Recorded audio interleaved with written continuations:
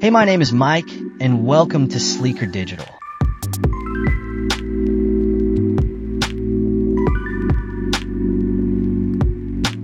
This is Lesson 5 of WooCommerce, Analyzing Optimizing Your Store. In this video, I will show you how to analyze your WooCommerce store performance using built-in reports and analytics. Go to the Analytics and click on Overview.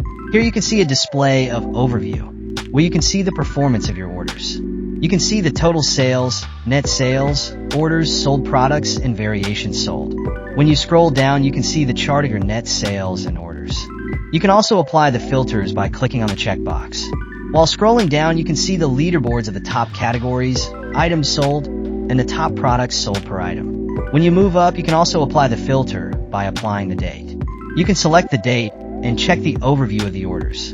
Let's go to the products. Here you can see the list of the products sold, and you can check it by applying the filter. When you click on the drop-down, you can see the option of single product and comparison. A single product consists of a single item. When we click on it, we can see the graph of the items sold. While scrolling down, we can see the information of the products sold. Let's go to the revenue section. Here you can get the information about the revenue, about your gross sales, returns, coupons, and net sales. You can also check the graph of your gross sales.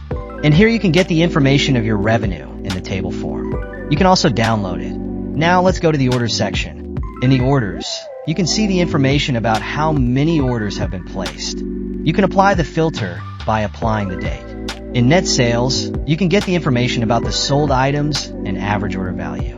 While scrolling down, you can see the information of the customer and their product type and what type of product they have purchased. You can also get analytic report according to the variations, categories, and coupons codes you have and the coupons codes applied by the customer and the taxes also. That's a quick guide on how we can check the analytics and metrics of our WooCommerce store. That was Lesson 5 of WooCommerce. Subscribe and don't miss out our upcoming videos.